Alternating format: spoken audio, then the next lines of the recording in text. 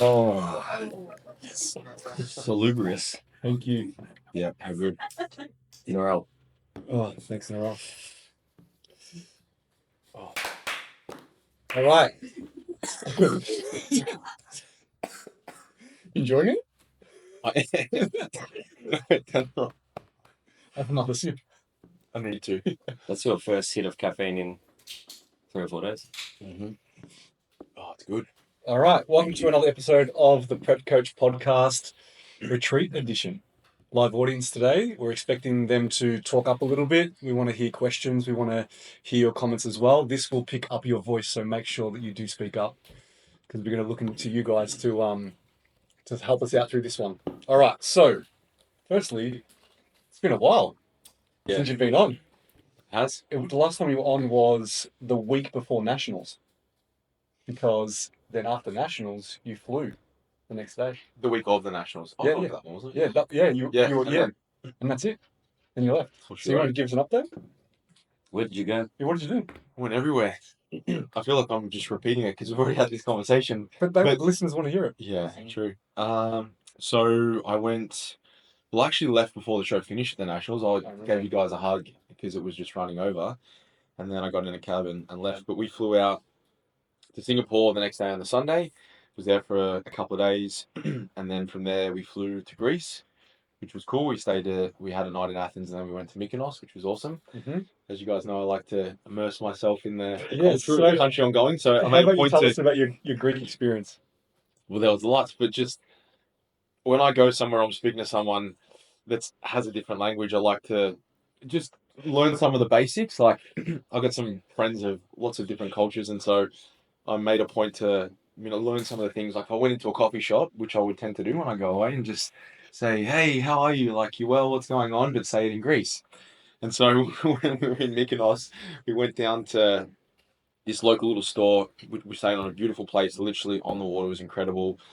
And we walked in, and I walked in, and he goes, "Hello, how are you?" And I said, "Deganis Kalasi." And he looked at me, and he goes, "You speak Greek?" And I was like, "Yeah, yeah." And he just looked kind of, Surprised? yeah, a little bit surprised. And then he just started going on again, and then he was asking questions, and I was like, I think Evie wanted a banana or something. I'm like, not a big one, just mikri, mikri. And he's like, you really speak Greek? And I was like, yeah, yeah. Mikri means like small. And then I'm like, have you got any greas, which is meat, or any rizi? And he's just losing it. And he's looking at my wife, and he was looking like he wanted to give me a kiss. And then we came back the next day, and so now I'm being put on the spot. I can't even remember off the top of my head. I had it written in my phone. I walked in there, whatever it was, and then I worked out what I was going to say. It was like, "Hey, how are you?" But it was in a different way. It was like in slang that he had told me from the day before, like to not be as formal. And then my response was, "I'm really glad to hear that. I hope you have a great day." Which was "Ani kalonokus," and he looked at me and was like, "Fucking hell, I didn't teach that yesterday." So you had already set up like how a conversation Yeah, I had it in my phone, and what your responses would be, like predicting what he's going to say back to you, so you knew what to respond. pretty much in my head. Like Does that surprise That you? doesn't surprise me, Scotty. Scotty's that friend that is like always asking everybody, how do I say this? Or how do I say this in Italian? It was "Diganete." And then he responded with whatever he said, and I said, "Ani kalonokus," like that. And he looked, "Ani kalonokus," like, "That's awesome, I'm really glad to hear that." Scott Morellopoulos. And then he kept like going on, and I was like, "Fuck, I don't know what this guy's saying." That's it. That's where it ended. Yeah, pretty much. But every day when I would go in there and pay like $8 for like something that's worth probably like 40 cents. That was how I used to greet him. But he was so happy, so bubbly, but it was really, really funny. How was it gluten-free over there? It wasn't too bad for some of the shops that you would go to. You'd have to just like bread and things like that. They have really small mini marts which aren't open on Sundays, which we also learned. Like Oz, where you got supermarkets all the time. It was a little bit tricky, but most places we ate in Greece, it was like rice and meat and things like that. And a lot of the restaurants we ate at were really, really good places. So they understood that it had to be gluten-free, but like it had to be like if they were making hot chips for the kids, they had to have a separate fryer. And a lot of those places, I think they're just a little bit more aware of like dietary requirements. So it was good like that? Yeah, like the first place we ate at, he was like, "Do you guys want French fries?" And I'm like, "No, I'm just gonna have like rice and the salad and the meat." And then Jen's like, oh, what about for the kids? And I was like, oh yeah, but is it the same fry? So everybody goes, no, we have the fryer for like literally only potato, gluten-free, blah, blah, blah. And then we have a normal fryer, which we would do like arancini or whatever. I was like, yeah, sweet. And then it was fine. No one got sick. Everything was good. And gluten-free in Greek is?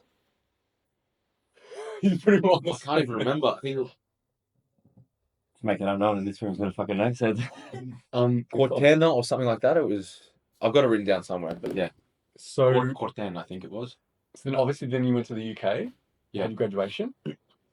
Tell us. Year which was super, super hot. Yeah. When I say it was hot, it was like 32 degrees. But anyone that's gone to a graduation, if you've done your degree or whatever, you have to wear robes. And it's been a long time since I went, but I swear the master's robes are so much freaking heavier. That's what you get. Bad luck. Somewhere. I was just so glad earlier in the day, I was like, do you reckon I need to wear a blazer? And Jen's like, nah, I don't reckon you need to worry about it. Because I was just going, nice shirt tucked in, nice dress shoes and dress pants. I was like, nah, it's too hard. And then when they dress you for it, like everything's fitted and it takes about half an hour to get done. And I was like, there is no way I could have worn a tie underneath or a blazer. There were some of the guys that had ties. And before they even got their robes on, it just looked like they'd just gone for a swim. They were just saturated. Yeah. So it was just so hot. But it was good. We were on in the afternoon. It was a really cool ceremony. Interesting because when they did the announcements, like I was telling you, I thought they had read out my degree title wrong. And so when I had walked on to be conferred for the degree, you bounced the dean, whatever, I was like, fuck, this guy's just fucked my name. He's my title up. So what I didn't realize was that they had some other awards. They do a Middlesex medallion at the start of the ceremony. Every uni is different. Sometimes they have like a Dux award and things like that. And they did a Middlesex medal, which is someone that's done heaps of stuff in the community. And he went to a pastor who had also done her masters, and so they recognised her for that. So I was like, all right, cool. That's obviously what they do. But they also had a award for research. So for all of the people that are enrolled in the Masters of Science programs, they have different cohorts for all of the masters over the week. So I was obviously as part of the science and tech cohort, but there was, I think maybe like 15 or 20 other different types. There was like sport and exercise science, sport analysis, and then there were some other ones like nursing science and some of these other degrees that I wasn't even across, like something to do with building, which was under a Master of Science as well, technology, which was interesting. So then what happened? So the award it's the research award for excellence. So basically within every cohort, part of your master's degree for your thesis, you have to obviously submit a research project. You submit your thesis, and so each supervisor / coordinator of that course basically gets to put up one person that they think their paper's good and is worthy of being nominated, and then all of the other 20 people that run their departments put up who they think, and then it goes to like a committee or whatever, the dean assesses it, and then they just pick someone.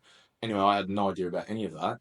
But on my sheet, so when you enroll in the day, they give you your tickets, and it has, it was an orange document. I don't have a photo of it because I was just like, oh, it's just my tickets. And it has Master of Sports Science and Sports and Exercise and Nutrition. And then it has your name, Scott Morrell, and then underneath it, it has all of your tickets that for inside the theatre and for those that were outside, because the kids were outside with my parents. And so I didn't even look at it, but Jenny had looked at it and it actually had on it, which I didn't even notice, it had the postgraduate award for research. And I didn't even notice that. She just saw it. She thought, oh, maybe it's just something that's different. And so what happens is when they bring you up, you go in your cohort. So there's only 7 of us there on the day. I think I was number 3 or 4 in line. So they just say, and the Master of Science, Sport and Exercise and Nutrition degree, and then they read out. So it's like whoever, Maria, whoever. And I've actually got the video that Jenny sent to me. But I was, like I said, 3rd or 4th, and I had come up. And he paused for a second because normally you just read out Michael Galanti, Michael Trimboli, the next name, but he paused for a bit. And then he looked at me, he had like a weird smile, and I could kind of see my supervisor, because all of the teachers and all of the high people of academia are on the stage in their cool, funny hats. And then he said, for the Masters Research Award for Excellence or whatever it is, I've got it on my phone, the video, and then he said Scott Morrell. And in my head, I thought he said postgraduate diploma Something reward. completely different. Yeah, and I'm like, that's not what I fucking just graduated. And I graduated with like first class honors. I'm like, that is not right. And then he looked at me, and she was smiling. He was smiling. And the people in the front row, some of the other sports science guys who I knew, that teach the S&T program, were like clapping as if like, well done, bro. And in my head, I was like dying on the inside. I'm like, my family had come to see me, and they think I've just got a diploma, like. And so you bow, and then you walk up and you shake your hands, and she said, well done, like truly excellent, well done. And I was like, okay, cool. Walked down. In my head, I'm like, I can't believe that. I want to walk back up and say, read my name out properly. And so I messaged Jenny, and I was like, I'm dying. I can't believe they read that out wrong. And the other four in front of me are like, congratulations, like smiling. And I'm like, did you hear them? They read out mine's wrong. And she's like, no, they didn't. Like, you got the research award. I was like, what do you mean? She's like, the research award. I didn't know anything about it. Oh, right. And so Jenny sent me a video. And so all that's going on, because inside I'm like dying, like, did they really just read it out wrong? And so I listened back. And so they obviously read out that I had that. And then afterwards, once you get everyone else finishes their ceremony, you go into the main quad, which is this really cool building. And then my supervisor, Laura, Dr. Laura Wilson, found me, and she had this like big envelope, and she had this big smile. And by that stage, it had sunk in, and I had listened to it, and I understood what it was. And some of the other people had come up and said congratulations, and then she said that, and then so it was a bit of a nice surprise, something that I definitely wasn't expecting. Considering I would never have thought that was something. Well, let's congratulate Scotty on more.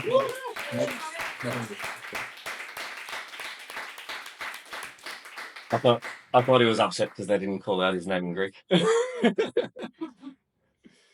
All right, we're going to get into some questions if we're ready to rock and roll.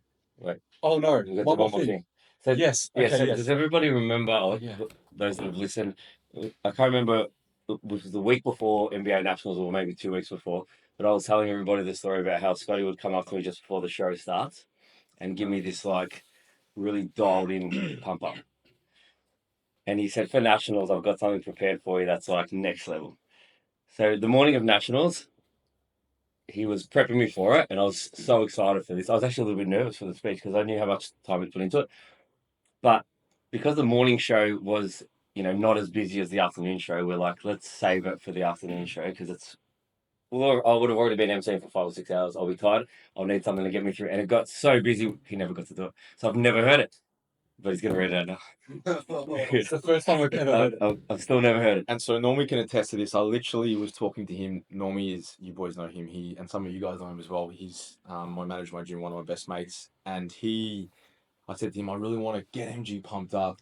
I'm just going to like roll something off, just record it, tell me what it sounds like, and then I'll just go in and I'll tweak it afterwards, just as if he was there.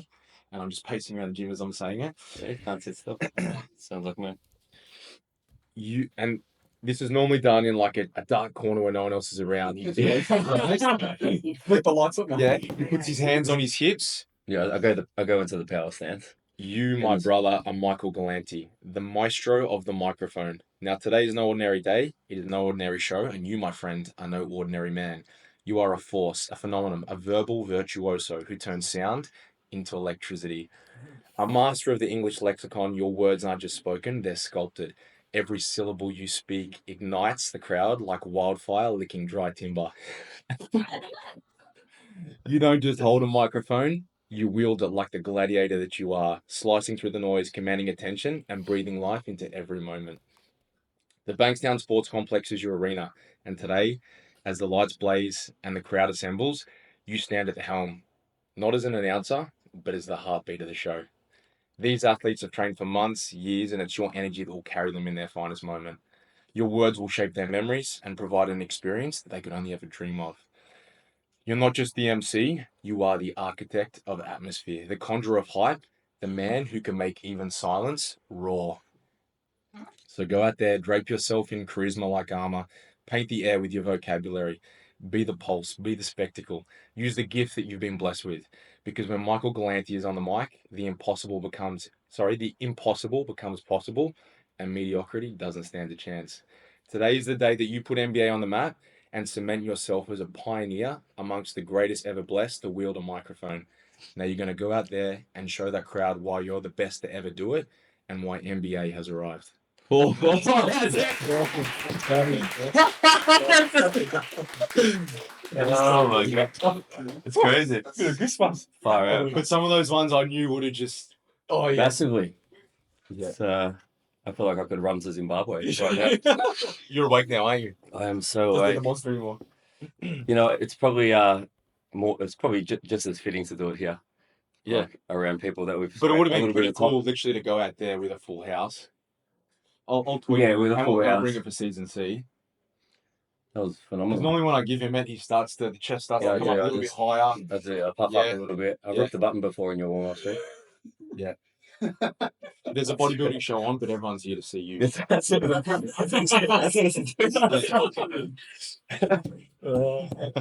awesome. That's phenomenal. That's awesome. Absolutely phenomenal. Anything else? Do you want to do Scotty's rap? No. Is it going? Yeah, I'll do that. Just start and Okay. I'll read through it as we. Okay, cool. I did some at breakfast, but I'll do it again. You remember it? No, I'll get it Oh, out. you get it. Okay, cool. All right. We've got some retreat questions from the peeps in the room. I don't know who wrote this one, but I think it's best to start with. It's a list of questions. And I'll start from the top. And I want all of you guys to like shout out names, right? Who is the best hype person on retreat? Timsy. Timsy. Who is who is the hardest trainer? Yeah, she's definitely up there. Who is the fastest walker? Maddie. Who has eaten the most ice cream? Who knows that? Zach. Earl. I'm gonna pick Earl. What kind of ice cream are we having? What's your flavour? Oh, I'm all gonna try all. Hey, I actually am ice cream obsessed. Everybody knows that. I need to jump in on You it. gotta start. You have to start. Who has done the most steps every day? No, sure. Probably Narelle. It's got to be. Sure. Yeah. Pumps. Mid-20s. Oof. Most days. Up there. Roxy's been hot. Oh, shit. We're doing 25k every day. Yeah. That's my cardio. Yeah, she's been pumping. She's in prep. She's been pumping them. Who takes the most selfies? I said they should. Yeah. I think Jake's camera. What has been the highlight of the retreat so far? Anyone want to call anything out? Highlights. Games night. Yeah, that was very intense. Very intense. Just the people. The people, yeah. Thanks. It's all been good. I think the conversations. Conversations. Yeah. Big one. Any highlights so far? I think for us, one of the things that we've sort of discussed is just, obviously this is our third retreat that we've run now, but I think it's probably the most balanced, and at least for me personally, from my experience, probably the best group in terms of just everyone, integrating really, really well. And the blend, granted, we've probably got better in terms of how we facilitate it. Craig's is awesome. But I feel like every time we come, we say this group's probably the best group. Yeah. But I honestly think that it is. The blend has been really good. Yeah, I think that's probably been one of my highlights so far, is just seeing everyone just enjoy themselves. Some people have never been overseas. And People coming out of their shells. as Yeah, well. People it's- that you don't really know, The- and also seeing them just converse and talk to others. Yeah, and also there's definitely a divide in age and demographic. We've got the parents and the mums, and then we've got the young kids. It's kind of the two big demographics, but they're all just integrating so well. And you got the couple over there, the newlyweds. But also, knowing that there wasn't that many friendship groups coming into it. Like there wasn't that many people that were already friends, except for that couple over there. But so it's good to see that people that don't know each other really become just like besties. So Yeah, I agree. that's really been good to see. How about anything else? I had a great coffee yesterday. It was great. It was absolutely phenomenal. I wish I could stop cramping. Is that your highlight? Oh, today was my highlight. The Waterbound Park for me was freaking awesome. I Yeah, could have sat on that blow up donut all day long. Yeah, we did a few laps of that. Oh yeah, we did a lot. That was for me the best activity so far. Yeah. Mount Batul was good. when we That was Best that was activity. an experience. that was an Me, experience. so- Yeah, because I wasn't there. All right, you want to get into it? Yep, let's go. Does anyone else want to have any other questions or any other comments about the retreat at the moment? Training's been good. Training? Yeah. Yeah. Yeah, enjoy training. It's been good being training with others and really being pushed. Like you push a lot harder when there's people around you. Yeah. I love Yeah. that. You are. I love that. Has anyone learned any new things, That's what I was gonna say. exercise-wise, form? Yeah. Yeah. Everything. Yeah. Learn how to blow up your quads without any equipment. Yeah, well, the leg extension's been broken, so we had to do those somersault squats, which were, Yep. Mm-hmm. you know all about that. We did those Yeah, yesterday. you got a cramp yesterday. You and Maddie were going, yeah. tit for Yeah, well, tat. Maddie's like, you wanted to go last so I could beat what you got. Yeah. Who won that movie? Yeah. I won 2 sets. The first set we did, and for context, we on the first set, I think we did like 25 reps or something, Yeah. getting some blood in there, and then we went up heavy. We got the 40-kilo dumbbell out, and Mads, I don't know what I was doing something, but Mads went before me, and so she's like 42. And no, she got 40. Was it 41? I think I remember in my head I got to 42, and then she's like, "There you go, you can stop." And in my head I was like, "Nah, 50 sounds better." And I could just feel her dying on the inside, being like, "You asshole! Will you watch on this Every next rep set?" that you beat her And then by. afterwards, yeah, my quads were just absolutely thrashed, and so we went and got the 50 on the next one. And what did you get? You got. I got 46. Yeah, meanwhile, I was helping some with RDLs and I could already feel my quad starting to cramp. And I got, I don't know, something like. You remember? Hey, let her remind you. Yeah, And was there another set after that? No, we did 3. No, We did 3, yeah. But Mads counting's a bit suspect. When I first said, I got like 25 and she's like, that was like 21. I'm like, no what, Mads. Yeah. Two No, very, it was very good, competitive it was people. good. Yeah. All right, we'll move on to the first question. And there's a question I think I spoke to Timsy about. I think it was. I asked that question. Yeah. Thoughts on Ozempic in natural bodybuilding? Should it be allowed? Thoughts on the use of it in a post-show capacity as a way to aid recovery process? And then I asked you today about it because you said, is there any questions that come through? And I said, this is Ozempic one that I spoke to Timsy about. And as I said to you, Timsy, I kind of need to think about it a bit more. Like, I really, really don't know. Because when I think, performance enhancing, is it performance enhancing? Well, it allows you to get through prep without potentially binge eating because, it reduces your hunger. So therefore you can stay adherent. So does that enhance performance potentially? Does pre-workout enhance performance potentially? Does everyone here know what semaglutide or Ozempic actually does? Runs across that. Give us the science. It's a drug that's pretty popular in mainstream now, but it's primarily used, to my understanding, with like people with type 2 diabetes that are basically getting way too big and they need to be, given some assistance to be able to help manage that so that they don't die. But what it does is, so it's basically an agonist, which means that it turns something on for the glucagon-like receptor. So some of you might have heard GLP-1. It's when people talk about taking peptides and things like that. And so that gets switched on when you take this drug.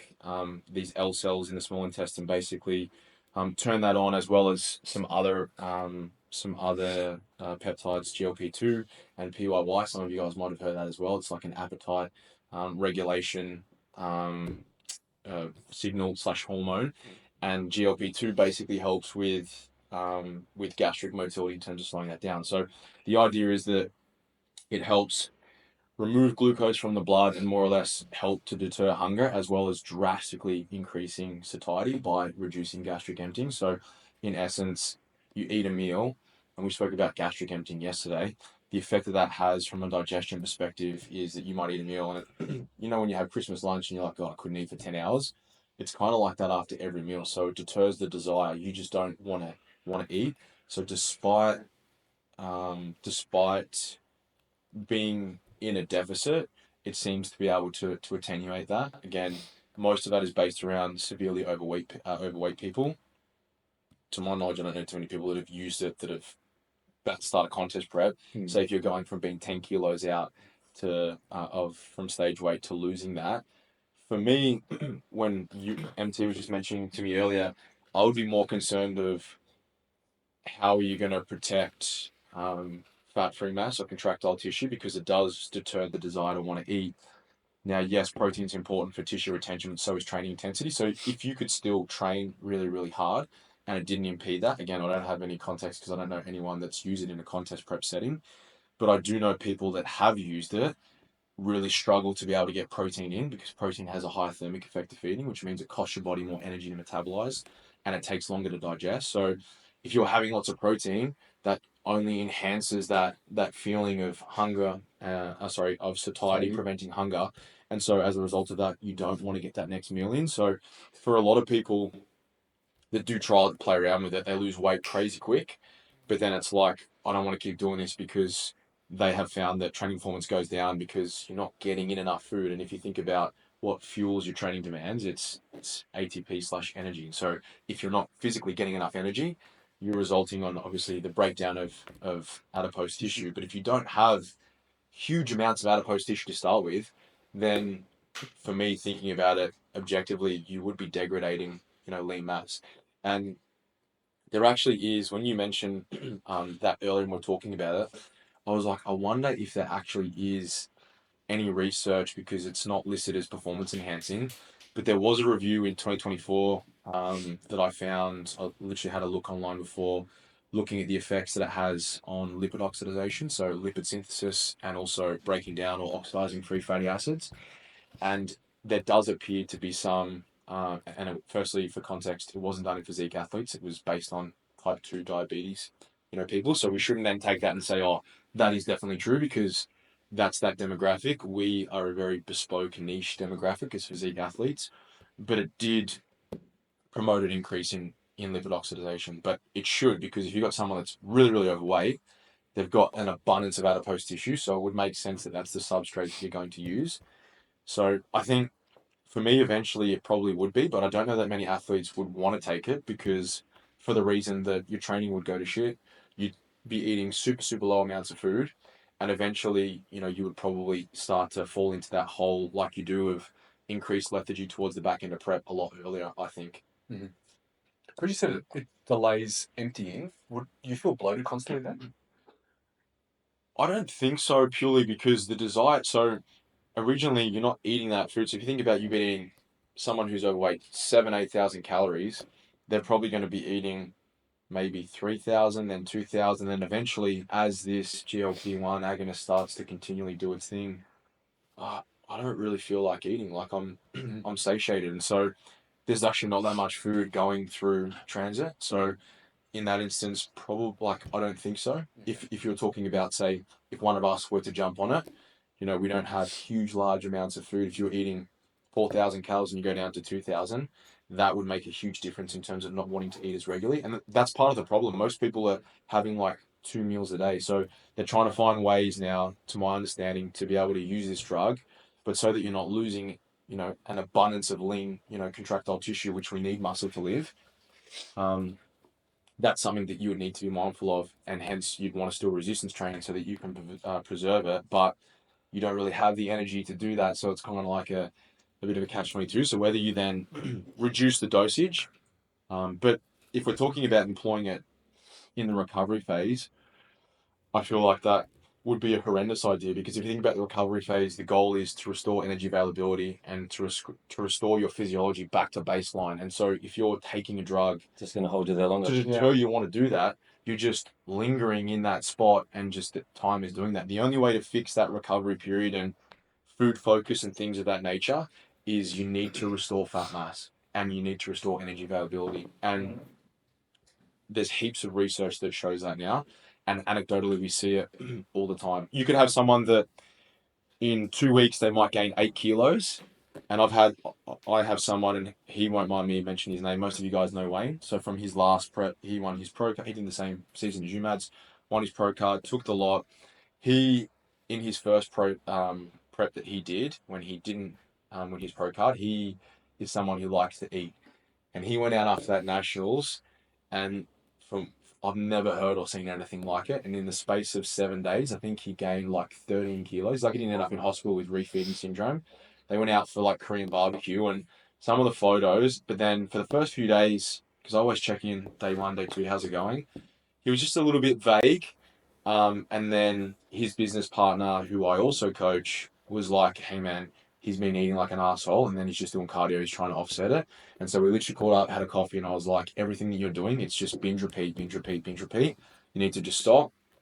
And over the period of the next 8 days, I just pushed more food in. He would have an overfeed. I would throw another 500 calories at him, and then he would sort of binge a bit, and then we'd make another increase. And it got to like day 6 or 7. By this stage, he was about 16 kilos from where he was. Bearing in mind, not all of that was fat mass. Like, he had swollen ankles. He was holding a huge amount of fluid because of all the food he'd eaten.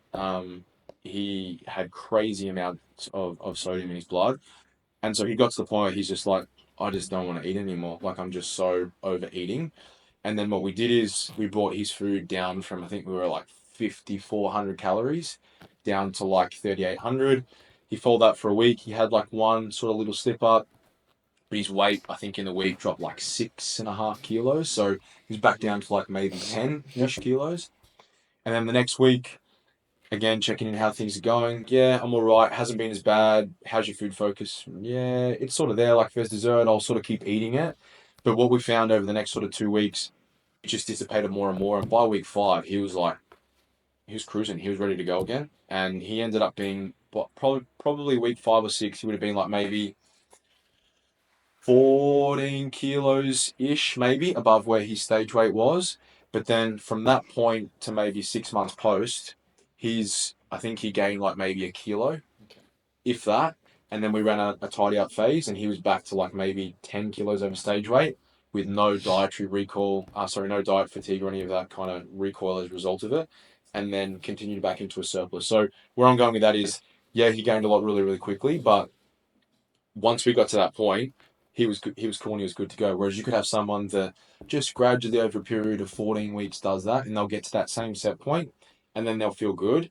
But at the 6-month mark of their off season, both those two athletes are in the exact same position. Yeah. So my philosophy on that is, I'm like, well, again, I don't encourage anyone to eat 16 kilos and eat like Wayne does, because it's not good. But the next time around, he was so much better. But I also, as a coach, I had learned. So I set his food at 5,500 calories, and we agreed that he wouldn't have, aside from his dinner meal, he's going out with his family. His wife agreed he wasn't going to be stupid. He wouldn't have a meal outside of that until the Wednesday out. So I'm like, at least give me 3 or 4 days. Yeah. Feed. By that stage, I think he went out for like Korean barbecue. He was fine. Over a period of like 3 or 4 weeks, he was maybe like 6 or 7 kilos up. He was so much better. So he'd learned from that, but equally, I had learned from that experience as well. And that's why I think in that post-prep period, you're so much better. Restore fat mass as quickly as you can. Like I always say, if I could take a pill and be back to like normal off-season and forget all of that, I don't care about being lean on it. I'd much rather feel good, have cognitive function, your sex hormone production is back where it needs to be, and you can be a normal human again, because you're not designed and you're not meant to live in that condition. Yeah. So I think there's a lot of listeners that need to hear that. Yeah. And like, when you talk about Ozempic post-con to stop you from binging, it may stop you from being hungry, but it's also stopping all those other health markers coming back. Yeah, you just elongating it. Elongating the whole process. You're living in the suck, and so then you'll come off that and running the risk of degrading crazy amounts of muscle, and also the immunological down regulation that you get. You're so much more immune compromised, because when you're obviously in a prolonged period of energy deprivation, your body's designed to acclimate to its energetic environment. So you're eating less. If we use females as an example, what some of the things as a female that we can do when we're well fed and energy availability is great, we can procreate. When food is lower, we're not in a state where we can do that. So menstrual cycle, we'll see you in 8 months. And so that's why that happens. For men, kind of similar in a way, where free testosterone levels go down, libido goes down. It's really, really hard to have that thought to want to be intimate at the back end of prep. And sometimes for a lot of guys, they just physically can't, because it's like there's nothing there, because you just literally, your testosterone levels are just so low. And so in order to get that back to baseline, you've got to put food back into the equation. So I think when we just tease all of that out, and now when you look at it like that, and even just talking about it, I've never really had this discussion, I think we can say with, a fair bit of certainty that it would be a catastrophic idea to try and do that. And so it's not banned, but I think you'd be an idiot to do Should it that. be banned in natural bodybuilding? I think potentially that maybe it should be then for the purpose of people that don't understand like the physiology, like I've just sort of laid out, to help get them out of their own way. Because you might have someone and you get some bro coach who's like, oh, I saw James Smith talk about taking this, jab away, and then you'll be fine. But as we all know, we've had people come to us after really bad preps, and it can take a long time to restore them back to levels of equilibrium. And if you have a contest prep and it's rough, and then you throw semaglutide or Ozempic on top of that, then you just, it's a Is it band an for advantage on the way down? Sorry? Is it an advantage on the way down?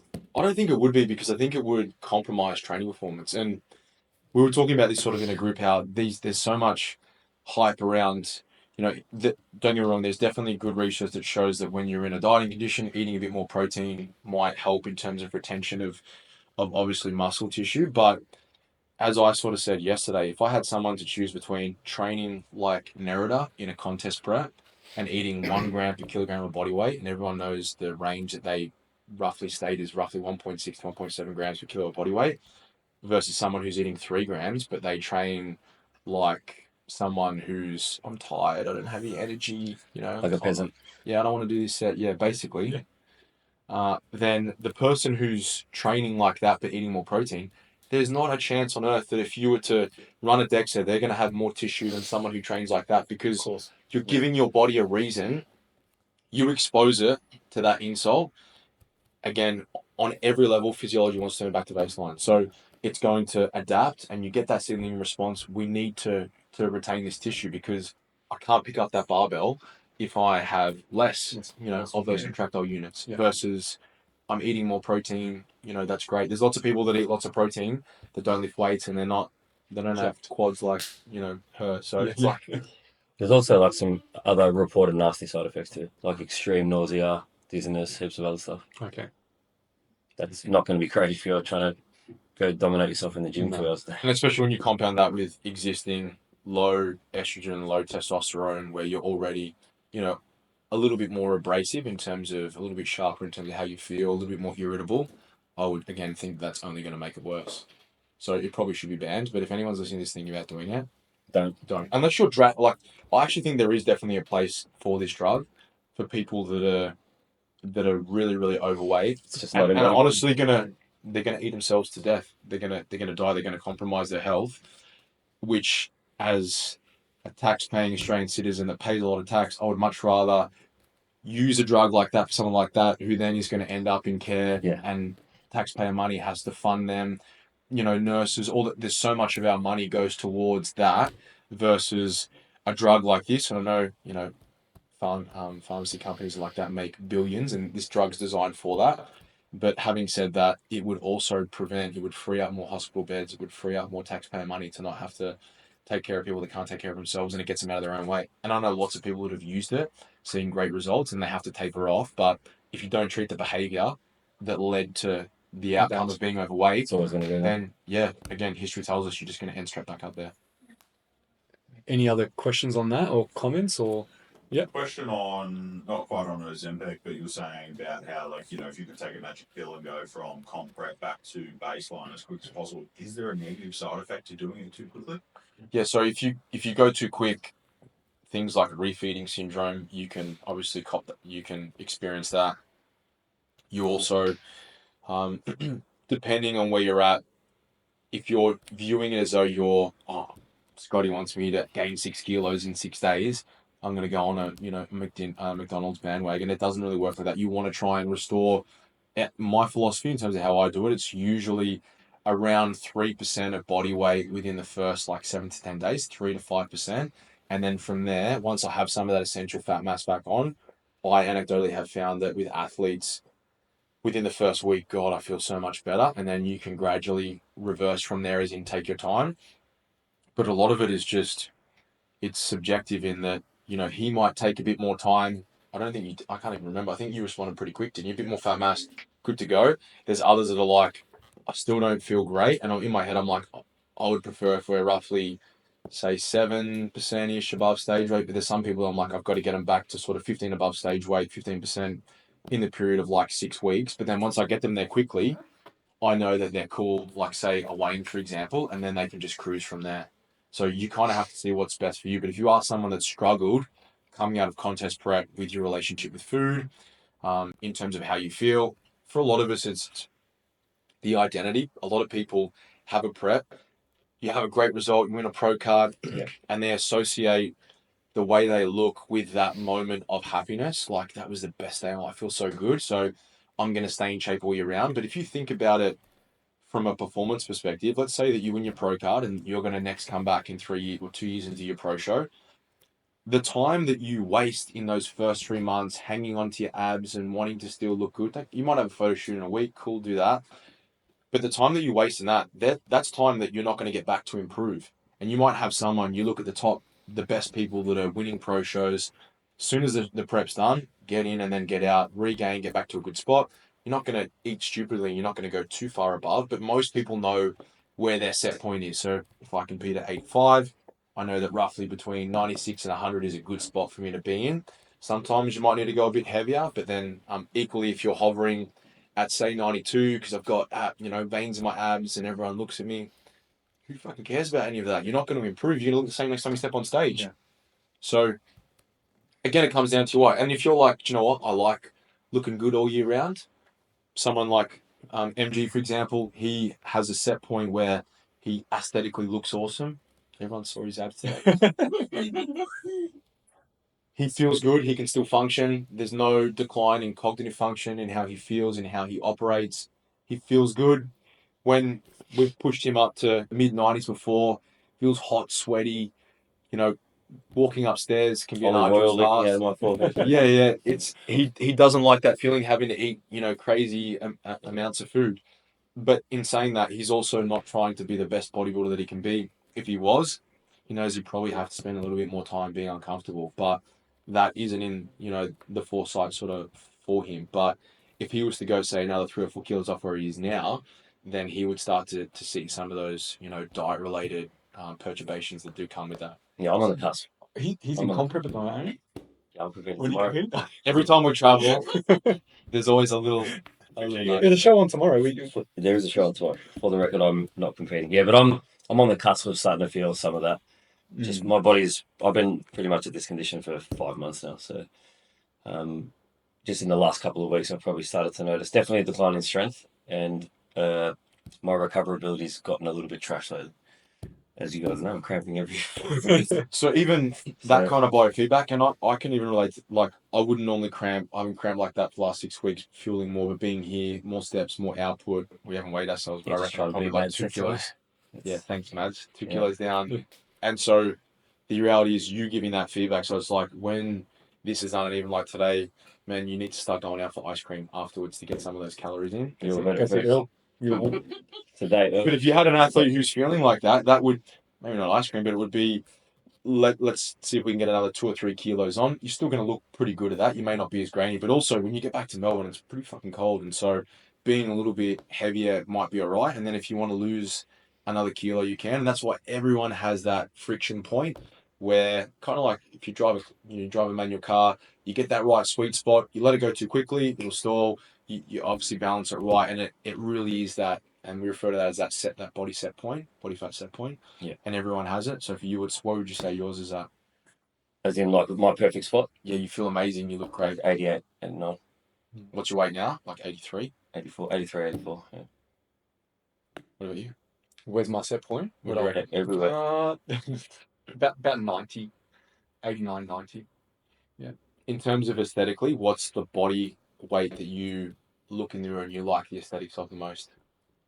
61. I don't really care. But I don't know. There you go. It's a good answer. Yeah, I don't really care, to be honest. But if you're like, at what point do I start seeing abs? Maybe like 85? Mhm. Yeah. It's good. Yeah. How about you? What's your set? Is it like 93, 94? 93. As soon as I go over like 94, I know, like, I'm pretty dialed in through the midsection, but I noticed that anything really below maybe even like 96, I'm not as strong, especially like I can't pull as heavy off the floor, not as strong in pressing. perform the best at like maybe 100, 101, but probably like 97, 98 is like a nice weight where I don't feel as puffed, as heavy, Okay. don't snore as loud. I know when I'm getting close to like 103, 104 because my wife's like, you snored so Snored. loud last night because there's so much pressure. Any other question? Anything else on that? Oh yeah, Earl. I'll go back to the weight example. Eventually, you did run a cardio. What sort of what do you use to determine when you would do mini cut or a tidy up, especially when the client is kind of like, I'm not happy with, I just finished competing, I just put on 15 kilos or whatever it is. What sort of would determine you would or would not do one? Just to repeat in case the microphone didn't hit up. Mm-hmm. So after someone like Wayne has gone through that process, he's regained all his weight, Yeah. right? Quickly. Quickly. When would you do that tidy up to bring him back down to where you want him to be? Is that the kind of question? Yeah, cool. Or is it like how soon is acceptable? Yeah, especially when they're sort of really uncomfortable. Yeah, well, he started doing it himself without kind of telling you, right? Because he was trying to counteract the food he was eating by doing cardio. In the first week he was, but This is after he's done, he's settled, he's healthy, he's feeling good, he's not hungry. How long do you sit in there before you then go, okay, we need to clean back up to where we should have been? so typically, however long you've spent in the dieting condition, usually at least 1x of that. So as in like if you dieted for 24 weeks, ideally at least 6 months if possible. But the main thing I'm probably looking at is how quick did you get that person back to baseline? And in this instance, he was in a pretty good spot from like 6 weeks. And so some of the markers that I get my athletes to check is their mood, their food focus, their hunger, their satiety, libido, things like that. And he was ready to rock and roll from 6 weeks after his show. But it was around that, I don't actually think it was 6 months. I think it was maybe like around that month 7 or 8.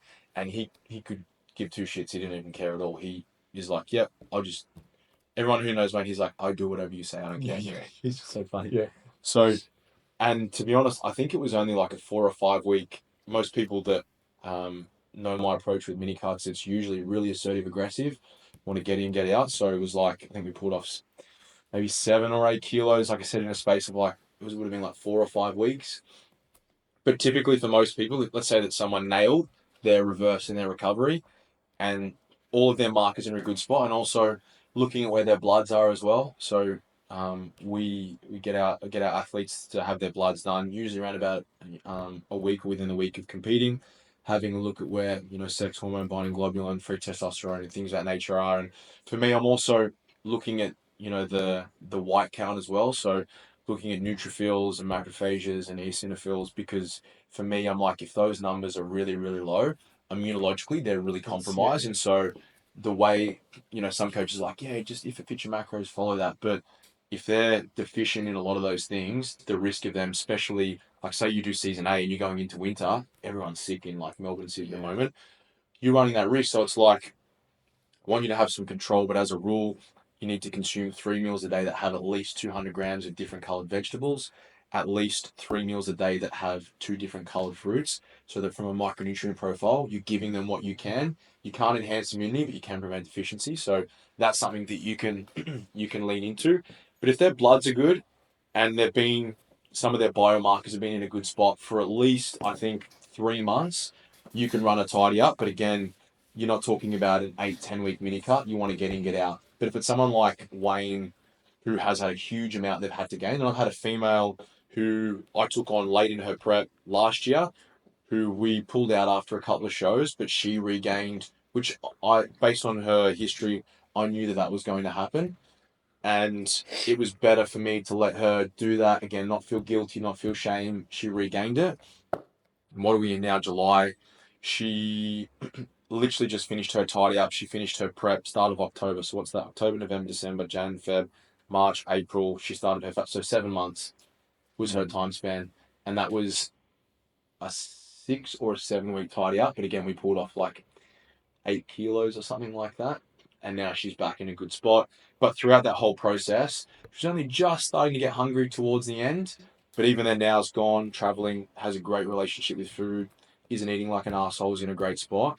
And so that's why sometimes regaining a little bit quickly isn't really the worst thing in the world. I think we kind of, as an industry, and some people can almost feel shamed for it. But at the end of the day, you eating that way is just your physiology saying, I don't like you being this lean, and I want you to get back to being normal, which is why one day it just sort of stops. Because once you've got sufficient adipose tissue, because that's what secretes leptin, once you have enough of that, but there's also the element of time. You can be doing everything right, and as a coach, you're still not seeing that response. And so everything's good, rate of gain's tracking, you're like, just give it a little bit more time, because you'll probably find next week it's going to get a little bit better, and then it gets a bit better, which is why after prep, you're like, week, 2 weeks, I feel awesome. I can, I could go again. And then 4 weeks after, like, I feel great.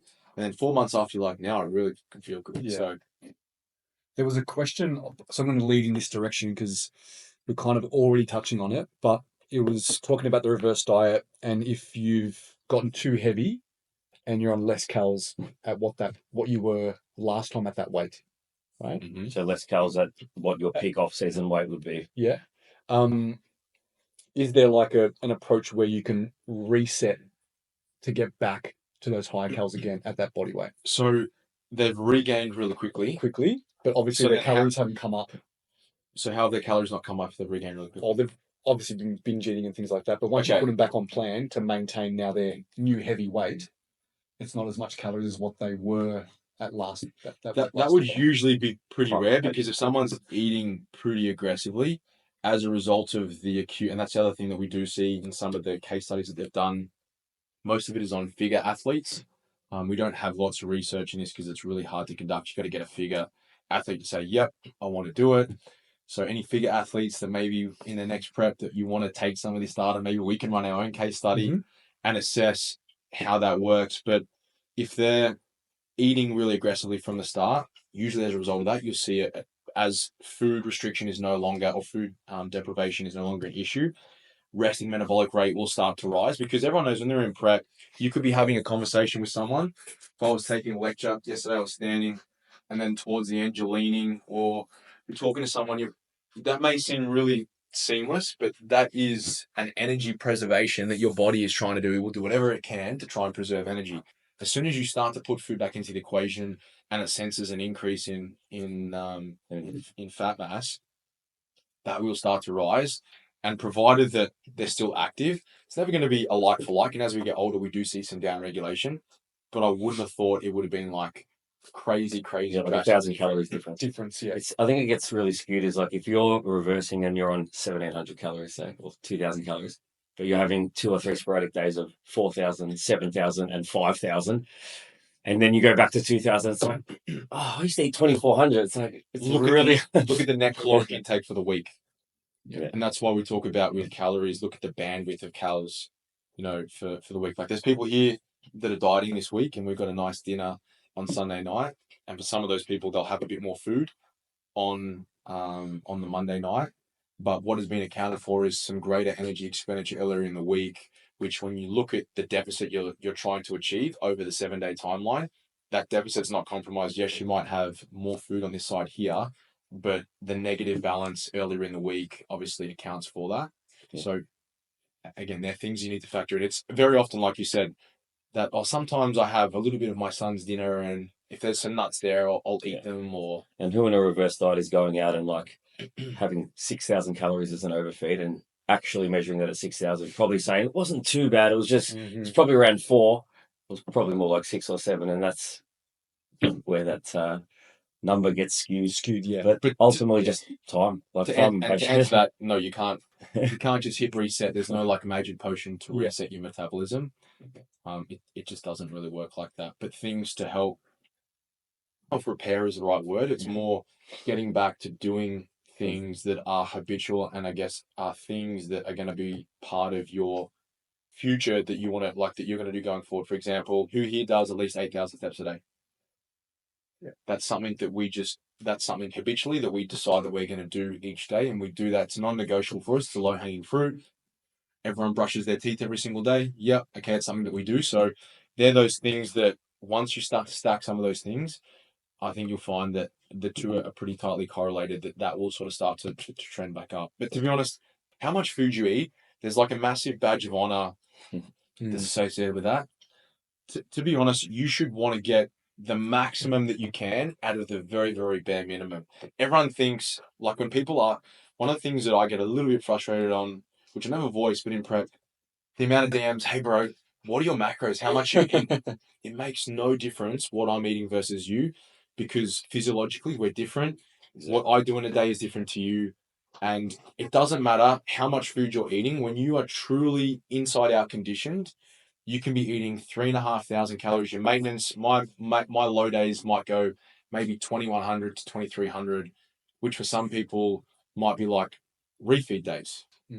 But those days feel like hell compared to if you're doing 1,000 calories and you're doing cardio. The suffer is exactly the same. The amount of food that you're eating makes no difference. Maybe psychologically, yeah, you're eating a bit more, but I can tell you hand on heart, you feel every single bit of suck and more. It makes no difference whatsoever. So in essence, who cares? And yeah, you might be able to eat a bit more then, but the trade-off is it really sucks ass in the off season when you have to eat 4,800 calories to push past that, because you're just naturally a little bit more active the way that you do things. You're not someone that likes to sit still. You get lean very easy. You're always simply the reason why I'm at where I'm at the moment, with no like immediate desire to, I suppose, compete. It's really convenient for me to not have to put so much 700 grams of carbs down a day. And the way I feel when I have to do that is not nice. But also, you're on the gym floor from like maybe 4 a.m. 24,000 steps minimum. That's why, like, I could have easily during my prep put my numbers up of like how much food I was eating, but if you knew how much I was moving during my prep, it's actually not that much. So that definitely makes a difference, because if I look at my 2023 prep where I was still doing maybe 10 face-to-faces, I don't do any at all now. The amount of food that I had to eat then, just by doing an extra probably 6,000 steps a day versus now, I don't have to touch 5,000 calories. Around that 4,200 is usually like I can get away with, just gradually being in a slight surplus. But you start taking on some face-to-face, or you walk the kids to school for a couple of days, fuck man, you got to eat more food because your weight starts to come back down. So you might think, oh my God, that must suck. Trust me, when you're having to eat that amount of food, it's not enjoyable. And it is a pain that you got to eat again when you have no desire. So that's the trade-off. Yeah, maybe you eat a bit more in prep. You still experience the same suck, but in essence, it's harder in the off season because you have to eat more. Move on. Let's move on. I'm getting older and I'm obviously losing the ability to grow as much muscle tissue. Any ideas of the amounts from Megatron? Who's Megatron? Megatron is Andrea, the figure masters pro over there. Is that your nickname, Megatron? Or are you just a big Are you a big Transformer fan? So is this you struggling to grow tissue? Because I don't think you're struggling to.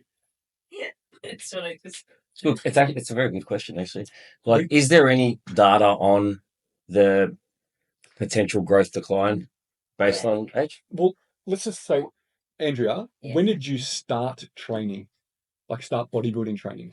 So 10 years ago, 45. Okay, she was 45 when she started. Yeah, so you would say And she's from been training for 45 10 years to 48, you're still a bit of a neophyte. You haven't been training for 30 years. Yeah. And she got her master's pro carb in last year. I was there at front of the receipt. Yeah. I saw. And we've done your side by sides of the same body weight, and you've obviously grown a fair bit. So what you're saying is there is no decline. Yeah, there's no decline. Would you say that age is obviously a factor, but it's more so about training age? Absolutely. Yeah. Don't get me wrong, as we get older, it definitely is, because from a hormonal perspective, it's easier. If you look at, say, I'm going to compare you two because you're younger, Mads. If you look at your physiology compared to Mads, in essence, at her age, is a lot more physiologically robust to acquire new tissue at a better rate than you. But if you're training hard, she does train hard, but let's say that she didn't, then that's a limiting factor. But you can, like, as MT said, training age is absolutely a factor when you look at it. And there's people that might have been training for 10 years and they think they're training hard. And then when you actually show them and expose them to what training to proximity of failure looks like, for me, the way that I look at it, through which lens, that is where it really starts. If you've been training at that intensity for 10 years, sure, maybe you're getting close to your ceiling. But I've seen how you train. Yeah. And I definitely don't think that like you're knocking on the door of your ceiling. There's absolutely more, progression to be made. And again, using someone who's also older, and again, not to say that you didn't train hard when we first started working together, but would you say that your level of training intensity is very different now? Yes. Extremely different. And again, not to pick hold, but early on, it wasn't like terrible, bad, but it's on a different level now. But equally, in the time span, we look at your before and after. It's almost like you're assisted in terms of the tissue that you've acquired. Like, oh my God, how long has that person been training for? I've got another figure client, Jan, same thing. People look at her like, oh my God, but in reality, it was just needed to change a few variables, turn up the intensity dial, and then you grow like a weed. And that's why you see some people that are younger compete every year, every second year. They really look the same. And it's not that their intentions aren't good, but it's just that they just aren't exposing their body to a great enough stimulus to warrant that insult in order to, attain adaptation. Because that's all you're doing. Literally, every time you train, you're placing an insult in your physiology. Your body's saying, I don't like that, and I want to get back to baseline. In order to do that, I need this, this, and this. I need more of that. You feed it, you recover, rinse and repeat. You do that enough, and that's what happens. Yeah. And So in your case, your ceiling is still... Keep going. Yeah, keep going. Got to outwork adaptation. Keep going, Megatron.